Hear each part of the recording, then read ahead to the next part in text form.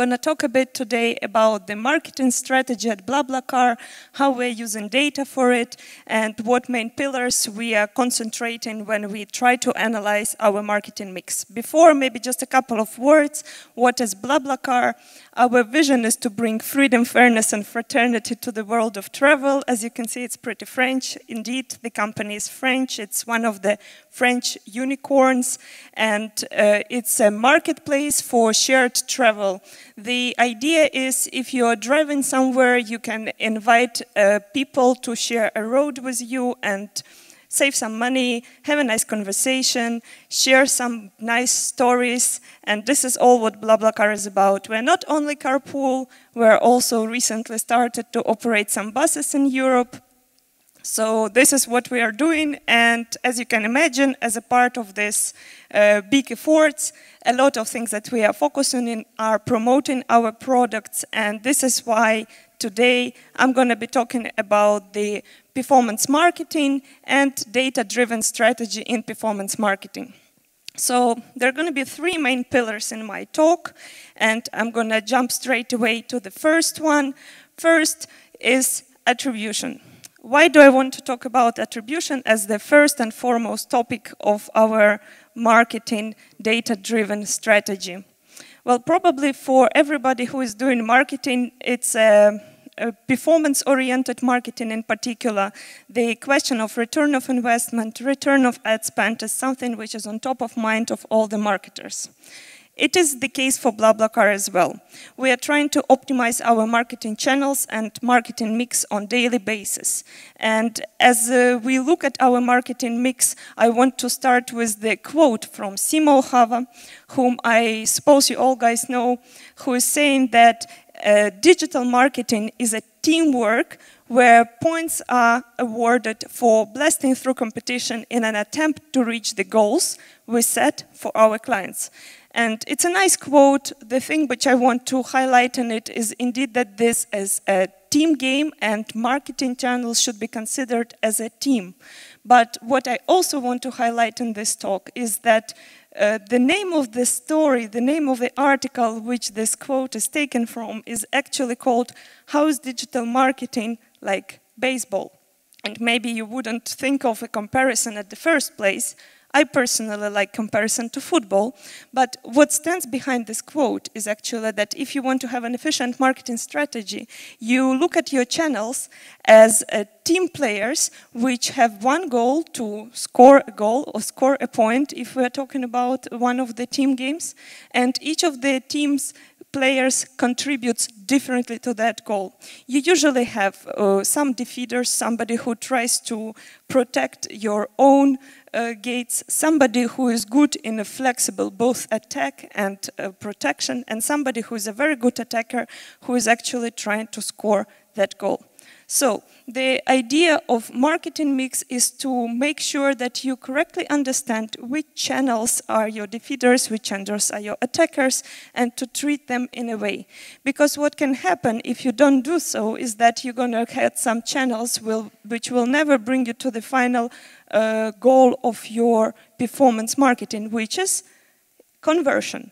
And to talk about conversion, I want to give you an example of my personal story, which happened to me last weekend because I was traveling from Berlin to Wrocław, a beautiful city in Poland in which I spent 2 years and which I know like the back of my hand.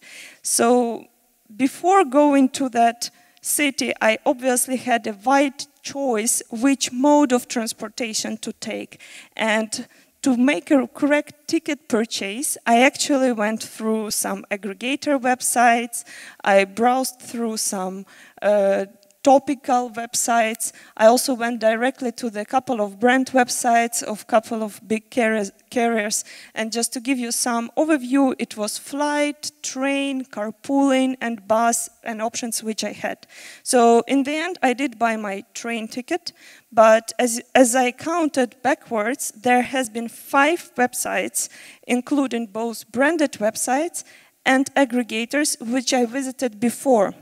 And for me, that is an example of the multi-touch user story, because for me to purchase one single ticket, I had to go through numerous websites to make my comparison, to make my choice. And in the end of the day, I have been influenced by multiple marketing channels and multiple advertisements through the as a user, and actually it happened even on multiple devices.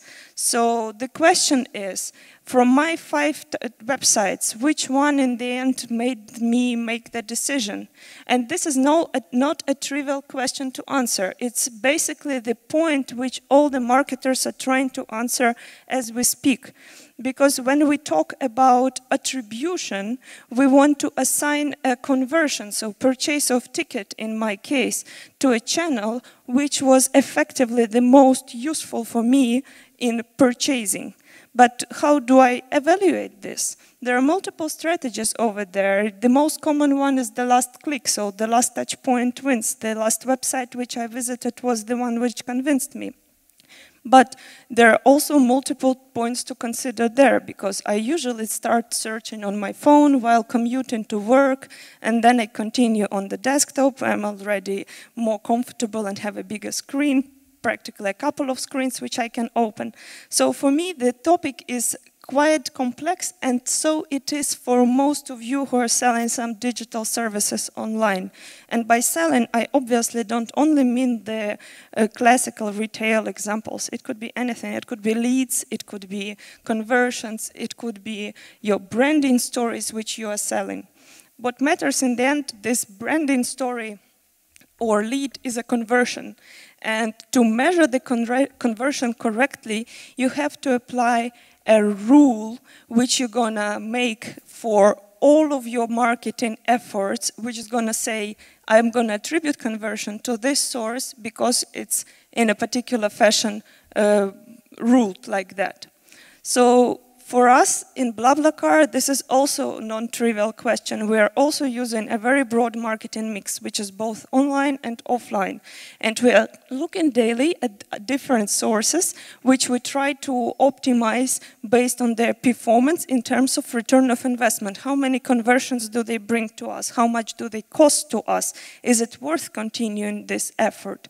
So the point which we took is to apply a rule-based model which says we're going to attribute our conversion to the source which participates in our user purchase funnel, and we try to look at these sources and also compare them when it comes to cross-device. We are lucky in the sense that we can measure cross-device because we have a login function on our website, but other websites also offer this functionality. So if you're considering developing your own attribution model which factors in cross-device, this could be something important for you as well. So think of your marketing channels as a team which all try to get your user to the point of conversion, and then once they reach it, you know which player was the most efficient. This is the rule-based model. This is a basic model. There exist multiple different models on the market, and we're going to touch some of them later today, but this is something you can start working with already today. And the reason I'm saying that it is really important to think about it in the sense of your own conversions is because if you don't do so, all the big players on the market will do it on your behalf. All the big marketing channels like Google, Facebook, and so on and so forth are actually quite greedy, and they all try to assign conversions to themselves.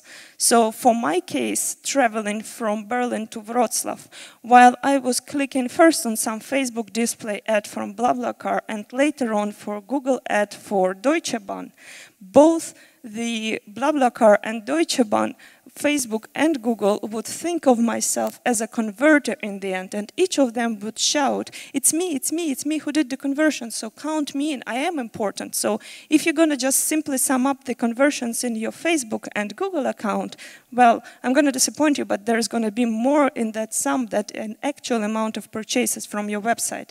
That's why unless you think of it yourself, they're going to think of it for you, and they're going to try to convince you that they are the most important. That's why from the first point of my 3 points, which I'm going to talk today, it's attribution, which means think of your channels as a team which plays to score a goal, and assign a rule to your team under which a particular player will be the actual goal scorer. After you've done it, it's time for measurement. Let's imagine we are in this situation that we have developed our attribution model, and we finally see that there are certain marketing channels which are bringing us more conversions and other marketing channels which are bringing us less. Well, the first thought you would have would probably be, okay, let's invest more in something that delivers more conversions and less to something that delivers less conversions. That's true to an extent, but let's think of it from the perspective of the purchase funnel of the user. The measurement point is about the purchase funnel of the user.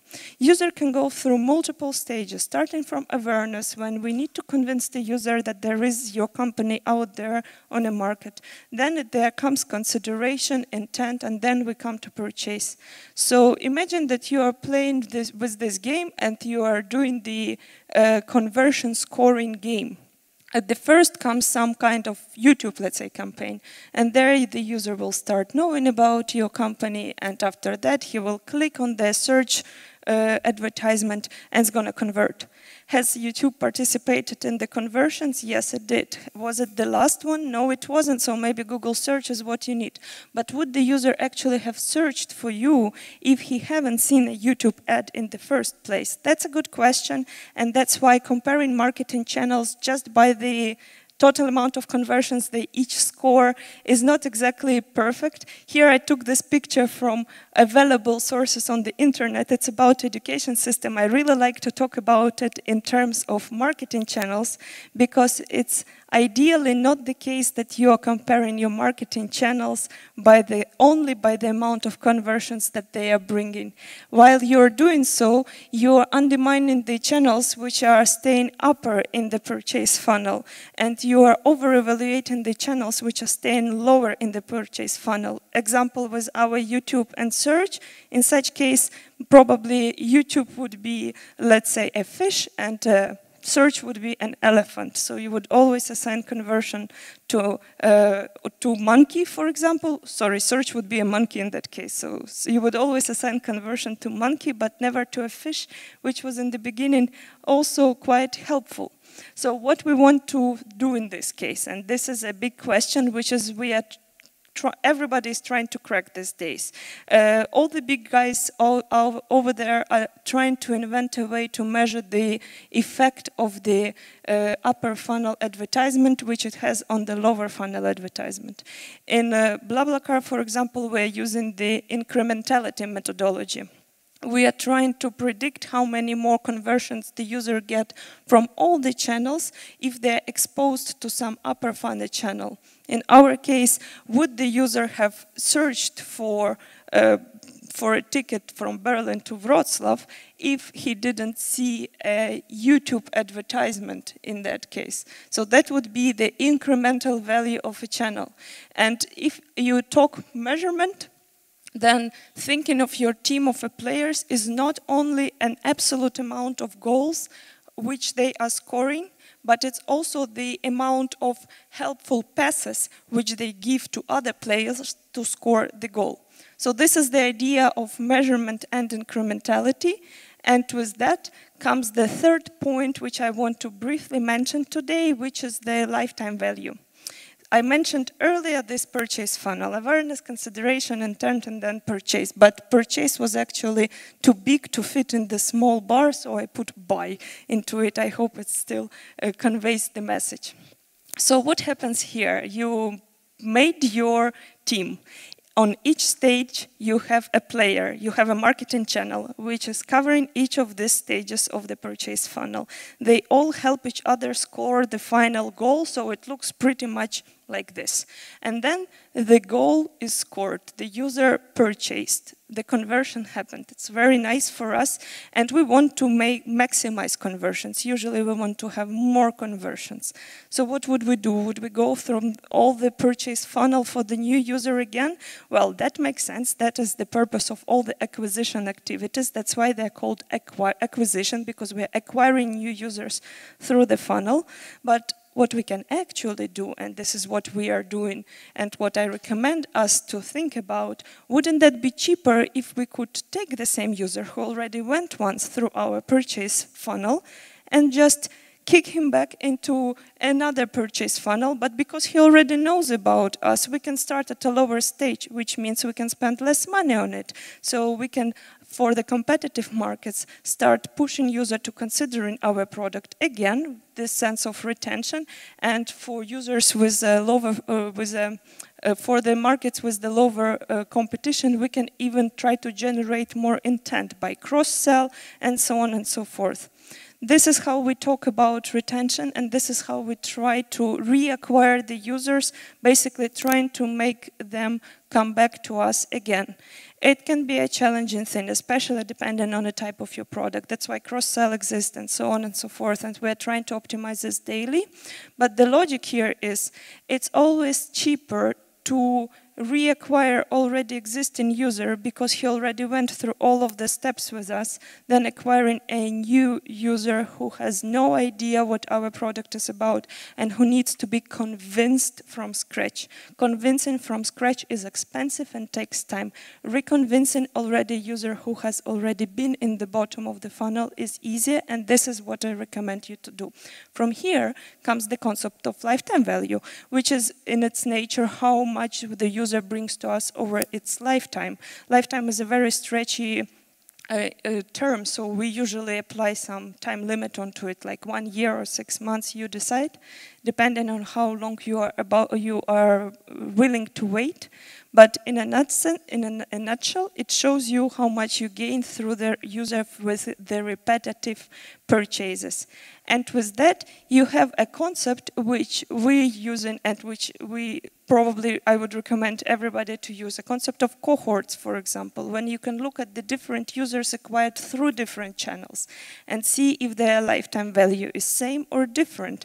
Do the users whom you first acquired through Facebook come back as often as users whom you acquired from LinkedIn? Or maybe there is a certain pattern which you can notice in terms of source of acquisition and cohorts. On the other side, it could also be the sense of seasonality. For example, we observe seasonality in BlaBlaCar, and users which we acquire in lower seasons, or let's say seasons where there are less people active for carpooling, are more valuable to us than the users whom we acquire during the high season when pretty much all the France is carpooling, and then the user is just doing it once per year.